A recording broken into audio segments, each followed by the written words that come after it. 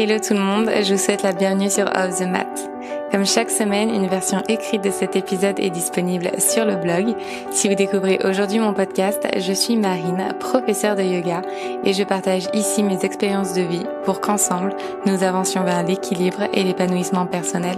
Je vous souhaite une très belle écoute.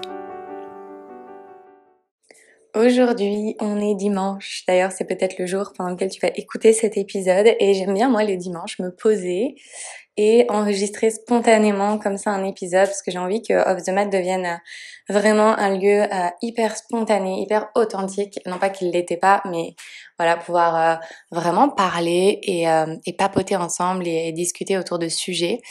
D'ailleurs, n'hésite pas à mettre un commentaire sur YouTube. Le podcast est aussi sur Spotify et iTunes. Je pense pas qu'on puisse laisser des commentaires, mais n'hésite pas ensuite à aller sur YouTube pour me laisser un petit commentaire et pour réagir justement à ces réflexions, pour avoir tes questions aussi, mais aussi ton avis. C'est toujours hyper intéressant parce que j'ai vraiment envie que Off the Mat ce soit un lieu d'échange et que ce soit pas juste à sens unique.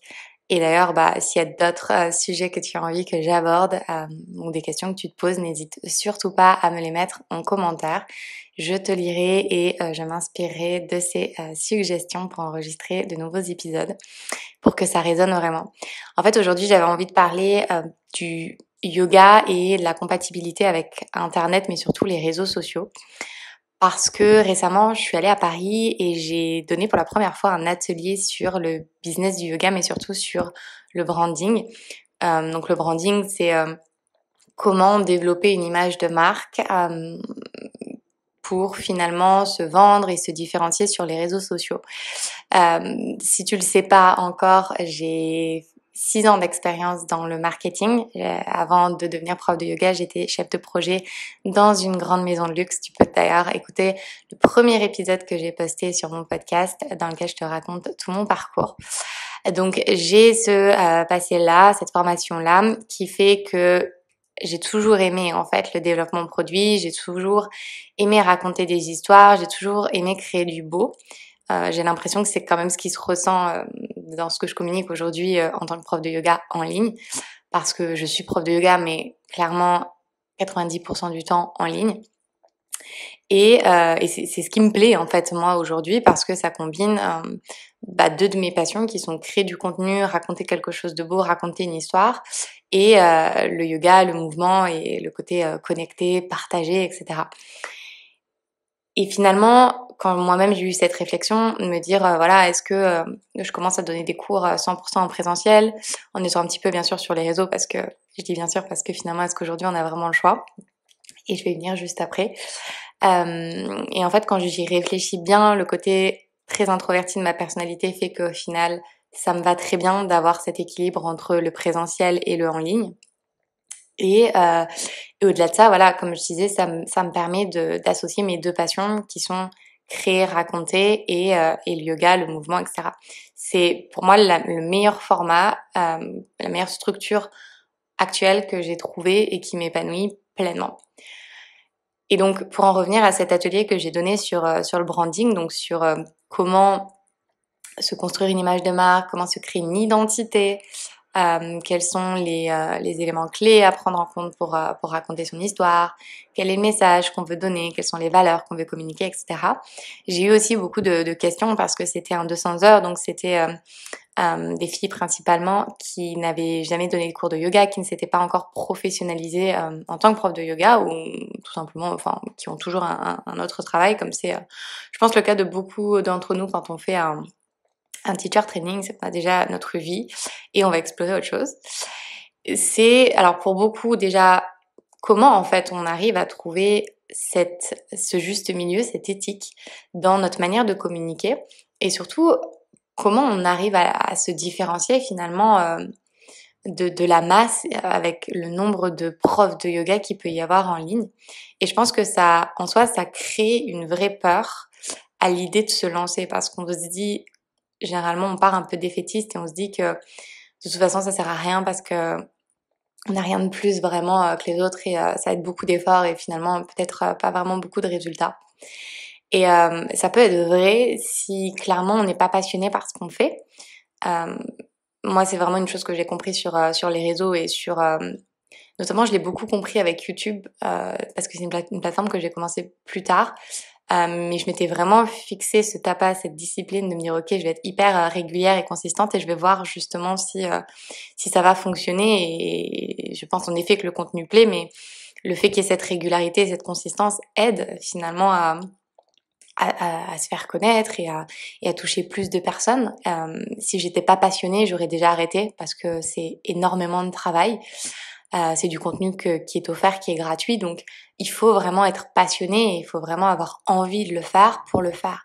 Donc évidemment, c'est pas une obligation d'être sur YouTube ou d'être sur un réseau social. L'idée doit vraiment partir de la passion et l'envie de le faire. S'il n'y a pas de passion sur les réseaux sociaux, c'est quelque chose qui va se ressentir et clairement la discipline, la motivation, elle va s'émettre en fait très rapidement. Déjà, si tu as l'envie de le faire et tu sens que c'est quelque chose qui te plaît, détaché d'un potentiel résultat, en fait, tu peux le faire et ça fonctionnera. Parce que quand tu te détaches de cette finalité, euh, entre guillemets, de gloire ou de popularité, tu seras toujours porté et stimulé juste par la passion en fait et juste se dire ok j'ai fait quelque chose qui m'a plu aujourd'hui comme dessiner, comme peindre, comme cuisiner, etc. Et juste ça me suffit. Il y a des gens pour le recevoir, tant mieux. Il y a personne pour le recevoir, c'est ok quand même parce que je l'ai avant tout fait parce que ça me plaisait de le faire. Et donc il y a cette idée déjà d'être passionné et d'aimer le faire. Et ensuite, comment en fait finalement on va arriver à être sur les réseaux sociaux en étant yogi? Est-ce que c'est possible d'être sur les réseaux sociaux et sur internet en étant yogi? Alors, je pense que tout part de la connaissance de soi et de ses valeurs. Si tu sais exactement qui tu es, si tu sais quelles sont tes valeurs, alors toutes les choses que tu vas communiquer, toute la manière dont tu vas le communiquer, dont tu vas le créer, va être alignée finalement avec ses valeurs. Je me considère clairement comme quelqu'un de yogi, mais ma vocation n'est pas d'être parfaite, ma vocation est en fait d'être adaptée finalement à cette vie moderne parce que si on y pense bien, si j'ai envie de gagner ma vie euh, en étant libre de voyager et en pouvant enseigner le yoga, ce qui est ma passion, finalement j'ai pas vraiment le choix que d'être sur les réseaux sociaux et d'être sur internet. Alors je dis pas que ça ne va pas dans un sens à contre-courant du yoga qui va vraiment t'inviter à être détaché du côté un peu matérialiste, de l'image, etc., etc. Et c'est vrai que les réseaux sociaux peuvent, dans beaucoup de cas, cultiver la jalousie, la comparaison, le fait de pas être à la hauteur, ça va créer des peurs, ça va créer un sentiment de perte de valeur, etc., etc. Parce que ce qu'on voit sur les réseaux sociaux ne reflète absolument pas la réalité. Pas parce que les personnes qui partagent mentent ou ne partagent pas tout, mais oui, évidemment, ils ne partagent pas tout. Que ce soit pensé ou que ce soit pas pensé, ça ne reflètera jamais en fait la réalité de qui ils sont, leur humeur du jour, leurs pensées du jour. Voilà, on partage ce qu'on a envie de partager sur les réseaux sociaux et sans forcément avoir une idée mal placée derrière la tête, ça va créer une interprétation forcément par rapport à ce qu'on partage. Mais je donne un exemple, si je partage une fois quelque chose que j'ai mangé ou que même par exemple je décale mes stories et que je partage toutes mes stories en une journée alors que finalement c'était 2 ou 3 journées, on va penser que je mange beaucoup, on va penser que je mange pas beaucoup, enfin il y aura toujours ce jugement et cette comparaison. Là je parle de l'alimentation parce que je pense que c'est un sujet quand même qui est assez prédominant sur les réseaux sociaux, mais ça va être aussi la pratique. Parfois, moi, ça va m'arriver de partager en story des pratiques de la veille et on va penser que c'est des pratiques du jour, mais ma volonté n'a pas forcément été de mentir et de dire que j'ai fait ça aujourd'hui, ou alors je le dis, je le spécifie. C'était juste de partager quelque chose d'inspirant, mais toi derrière qui va le recevoir, tu vas penser, parce que tu le vois le jour J, que ça s'est passé le jour J. Mais il faut bien comprendre que les réseaux sociaux, c'est un monde virtuel qui est complètement déconnecté de la réalité. Donc finalement, c'est à toi de choisir, en tant que yogi, déjà, est-ce que tu as envie d'être sur les réseaux sociaux? Est-ce que tu as envie de te montrer sur les réseaux sociaux? Parce que là encore, c'est un vrai débat. Est-ce que tu as envie qu'on te voie? Est-ce que tu as envie qu'il y ait ton image? Et peut-être que tu vas avoir cette dualité où tu vas te dire: «Bah, j'ai pas envie qu'on me voit mon visage, mais j'ai quand même envie d'être en ligne parce que ça me plaît de partager». Et bah, tu peux être créative et justement trouver des manières de partager sans forcément qu'on te connaisse ou qu'on connaisse ton identité. Je trouve que c'est, toutes les contraintes et tous les obstacles, finalement sont pas vraiment des obstacles, c'est juste, des clés, pour, stimuler ta créativité, avoir plus d'idées et trouver cette manière de te différencier. Donc pour moi, c'est pas incompatible du tout là, enfin, je pense que j'en suis la preuve au sens où, je le fais. J'ai vraiment la sensation d'être quelqu'un de bienveillant et de partager une image positive du yoga et une image juste du yoga, mais quand je dis juste, c'est ma propre définition, ma propre image du yoga. On va tous avoir une manière de parler du yoga qui sera différente et c'est vrai que si on est très traditionnel, tout ce qui va être vinyasa, tout ce qui va être yoga moderne, réseaux sociaux, évidemment, ça va être un peu banni. Pour autant, il y a quand même des ashtangis, des personnes qui pratiquent la Iyengar, etc., qui sont des pratiques très traditionnelles, qui sont quand même sur les réseaux sociaux. Moi, je sais qu'une des choses qui me tire le plus vers le haut et qui me pousse et qui me donne envie de continuer, c'est juste mais cette possibilité de connecter avec autant de personnes, de diffuser un message auprès d'autant de personnes et de pouvoir partager cette passion, partager ces messages, partager cette philosophie, ces enseignements au monde finalement. Parce que n'importe où tu es dans le monde, tu peux écouter mon podcast, tu peux faire mes cours sur YouTube, tu peux t'inscrire à mon studio, tu peux faire mes programmes, etc. Et moi, c'est vraiment ça qui me tire vers le haut et qui me motive. Et je me dis, mais en fait, j'ai pas du tout envie d'arrêter et je pense pas que je vais arrêter. Et je pense pas pour autant que je vais donner plus de cours en présentiel parce que, comme je disais, j'ai un côté très introverti qui fait que j'ai vraiment besoin de cet équilibre. Donc, moi, je suis alignée et droite dans mes baskets et j'ai un message. Je sais quel est mon pourquoi. Je sais quelles sont mes valeurs et c'est celles-ci que je communique. Et aujourd'hui, bah, voilà, on est au 21e siècle, on est en 2022. Euh, Aujourd'hui, le canal de communication premier, c'est les réseaux sociaux. J'ai la trentaine, j'ai envie d'être sur les réseaux sociaux, j'ai envie d'utiliser ces réseaux sociaux parce qu'il y a tellement de manières d'être créatif, de créer du contenu et de créer du beau, de raconter une histoire, que finalement, voilà, c'est comment je peux utiliser ces plateformes pour être créative, pour m'amuser, tout simplement. C'est clairement une forme d'art digitalisé. Et c'est certain que ça va pas correspondre à tout le monde et peut-être toi qui m'écoutes, tu es convaincu de ce que je te dis, mais tu te dis ouais mais moi non. Et encore une fois, c'est ok. Tu peux recevoir et j'ai la certitude qu'on a tous cette unicité, ce caractère distinctif qui fait que bah, si tu n'as pas envie d'être sur les réseaux sociaux et que vraiment c'est complètement à l'opposé de qui tu es, eh ben je pense que tu vas trouver, si tu t'écoutes vraiment et que tu restes comme tu es, que tu vas trouver une manière en fait d'accomplir ta mission, d'accomplir ton pourquoi et de partager finalement ta passion d'une autre manière. Clairement, être sur les réseaux, être sur internet, bah, ça sera plus rapide ou en tout cas si tu t'investis vraiment, ça peut être beaucoup plus rapide et tu vas toucher beaucoup plus de gens. Mais là encore, quel est ton objectif en fait? Il n'y a pas besoin de toucher 1000 personnes, ça peut être 5 personnes et tu peux changer la vie d'une personne sur ces 5 ou même tu peux changer la vie de ces 5 personnes.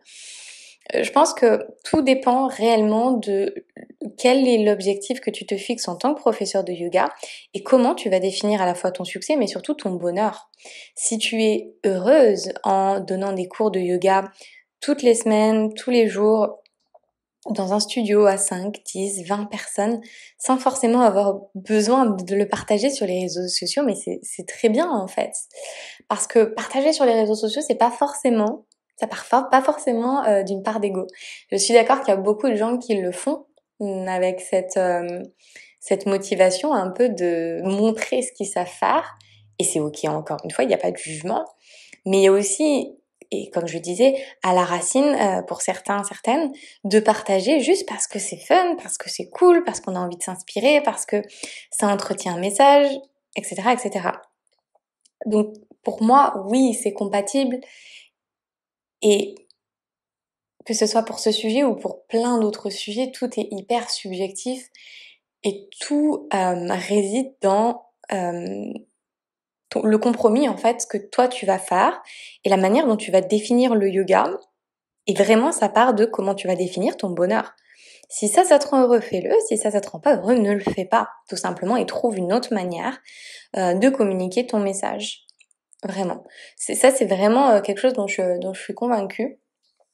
Et je serais vraiment curieuse d'ailleurs de savoir. Je sais qu'il y a beaucoup de personnes qui m'écoutent qui sont profs de yoga. Il y en a qui le sont pas, qui sont simplement élèves / pratiquantes. Mais je serais hyper curieuse justement d'avoir votre point de vue et de savoir un petit peu comment vous vivez les choses, aussi bien si vous êtes prof et que vous partagez sur les réseaux sociaux, est-ce que vous avez réussi à trouver finalement cet équilibre? Est-ce que vous vous sentez aligné tous les jours? Est-ce que vous sentez que vous avez de la pression? Moi, personnellement, je sens plus que j'ai de pression, mais ça peut m'arriver certains jours de me dire, ok, là, j'ai pas posté depuis un certain temps, il va falloir que je poste quelque chose parce que ça manque, il faut que je crée du contenu, il faut, voilà. Et c'est vrai qu'il y a, je pense, quand même toujours un petit lien un petit peu toxique quand son travail, mine de rien, va dépendre d'une certaine manière des réseaux sociaux et d'internet. Et je pense que c'est le cas pour les profs de yoga qui sont en ligne, mais pour n'importe quelle autre profession en tant qu'auto-entrepreneur, influenceur, etc. Si t'es sur les réseaux sociaux, c'est toujours très dur finalement de couper, alors que parfois les réseaux sociaux peuvent être toxiques. Mais mon conseil, c'est que voilà, si tu sens que ta santé mentale est entachée, si tu sens que ce qui se passe, et la manière dont tu vis les réseaux sociaux, dont tu vis Internet, entache ta santé mentale et fait te sentir mal vis-à-vis de toi-même, prends une pause, détache-toi, prends du recul. Encore une fois, c'est pas parce que tu prends du recul pendant quelques jours, une semaine, un mois, même 6 mois, en fait, tu reviendras quand tu seras prête. Euh, voilà, je pense que encore une fois, c'est clairement une question de choix et vraiment d'équilibre et de manière dont on va définir son yoga. Franchement, c'est ça qui fait la beauté du yoga, tu peux définir ton yoga. Moi, je sais que je suis très attachée à la philosophie et à la tradition du yoga parce que je trouve ça hyper inspirant, mais je vais pas tout garder et cette idée justement de piocher un peu des choses et de les adapter et de les appliquer à notre vie moderne rend le yoga beaucoup plus fort et beaucoup plus puissant parce que si on appliquait le yoga traditionnel tel qu'il a été créé à l'époque, ça fitterait pas et potentiellement on n'en aurait pas tous les bénéfices parce que les mœurs étaient différents, les problématiques étaient différentes, le corps était différent, puis c'était inventé en Inde, etc., etc. Je pense qu'aujourd'hui on est beaucoup de femmes aussi à pratiquer et le vinyasa beaucoup et on a aussi ce besoin de se reconnecter à soi, de se faire du bien, mais en même temps on n'a pas beaucoup le temps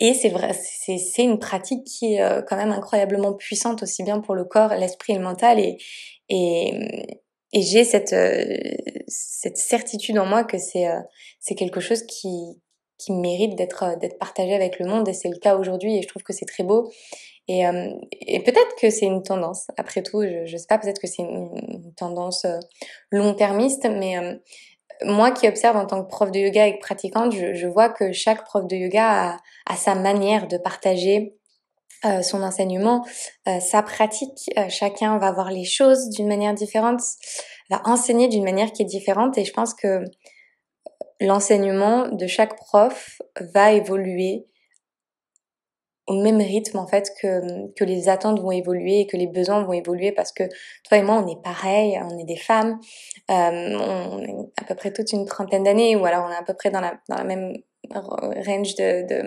d'âge mais vraiment on n'a pas un grand décalage et même si c'est 20 ans d'écart je trouve qu'en tant que femme il y a plus vraiment d'écart euh, et dès lors qu'on est toutes réunies que ce soit 16 ans, 18 ans, 25 ans, 30 ans, 60 ans, autour d'une même passion, je pense qu'il y a quand même un lien fort qui se crée et une connexion qui fait que moi, je sais qu'aussi en étant sur les réseaux sociaux, ça me permet de mieux vous connaître, de mieux vous comprendre. Et je pense aussi que tous ces épisodes et toutes ces choses que je partage, ces réflexions, résonnent parce que finalement, on traverse les mêmes choses et on est pareil, on est connecté et on vit les mêmes choses. Mais c'est tellement beau finalement de se sentir entendu et je pense que c'est mutuel finalement. Tu me diras, mais moi quand je te partage quelque chose, c'est parce que j'ai envie et je traverse quelque chose et j'ai besoin de le partager. Et quand j'ai vos retours, je sais que je suis écoutée et je sais que finalement je suis pas toute seule dans ma situation. Donc moi je partage, toi tu reçois, mais lorsque tu reçois, tu me partages aussi et tu m'apportes ce soutien-là. Donc je trouve que c'est incroyablement beau et puissant, surtout dans une société qui est finalement très individualiste, où on vit aussi beaucoup la solitude. Moi-même qui voyage seule, qui suis très souvent seule parce que très introvertie, c'est aussi une manière de me connecter socialement, humainement, et je trouve ça extrêmement beau de pouvoir le faire par le yoga. Voilà, c'était ma réflexion. Donc oui, voilà, comme je disais, pour moi, le yoga est compatible avec les réseaux sociaux, est compatible avec Internet, mais avec, voilà, je pense une réflexion à faire en amont pour déterminer comment tu vas vouloir le faire, et ça part forcément d'une connaissance de toi-même et de tes attentes, de comment tu définis ton bonheur, etc., etc. Voilà, n'hésite pas, s'il te plaît, à me laisser des commentaires, à réagir à ces épisodes. Je lis absolument tous les commentaires, j'y réponds quasiment à tous, mais la plupart du temps à tous. Donc vraiment, n'hésite pas à t'exprimer, n'hésite pas à partager. Et voilà, merci en tout cas de m'avoir écouté, et je te dis à très vite sur Off the Mat. J'espère que ces mots résonneront en vous et qu'ils vous inspireront dans votre chemin de vie. Si cet épisode vous a plu, n'hésitez pas à écouter le reste de la playlist et à rejoindre dès aujourd'hui Luna, une communauté bienveillante que j'ai à cœur de guider chaque semaine vers le bien-être et la pensée positive au travers de mots doux inspirants. Encore merci pour votre écoute et je vous dis à très vite.